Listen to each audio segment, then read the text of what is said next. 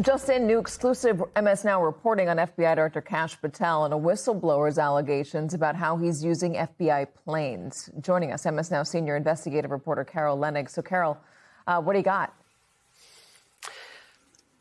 A whistleblower has reported to the Senate Judiciary Committee Democratic ranking member Dick Durbin that FBI Director Kash Patel's use of his jet, the government jet, the FBI jet, has harmed actual investigations.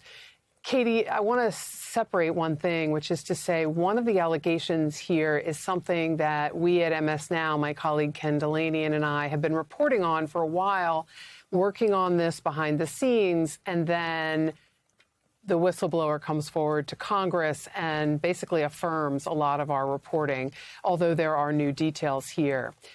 The whistleblower says that in December of 2025, when there was a mass shooting at Brown University, Kash Patel was on his government FBI director jet in Florida, we are told, and that there was only one other available jet.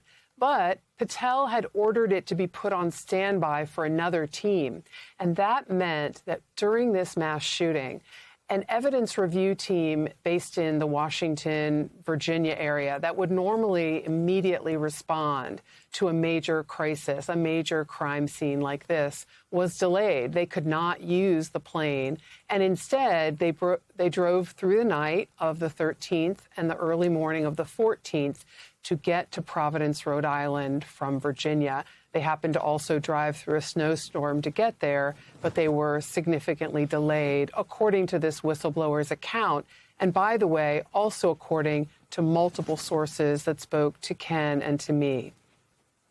You guys have also been reporting on the various trips that he's taken. There is the Olympics just the other day where he was seen shotgunning a beer with the U.S. men's hockey team. But there's also been a number of trips to Nashville to see his girlfriend and the like. How has this agency responded to that, especially, as you very well know, Carol, Kash Patel himself was critical of Christopher Wray for using an FBI jet when he was FBI director? That's right. When he was basically just a Trump ally, hoping Trump would be reelected for a second term, Kash Patel gave an interview in which he said they should ground Chris Wray's director jet and said that it cost $15,000 every time it took off, which is not far off, actually, in dollar amount. The rules require the FBI director to travel on this jet so that in a time of crisis, he can quickly be returned to secure communications or to Washington to manage said crisis.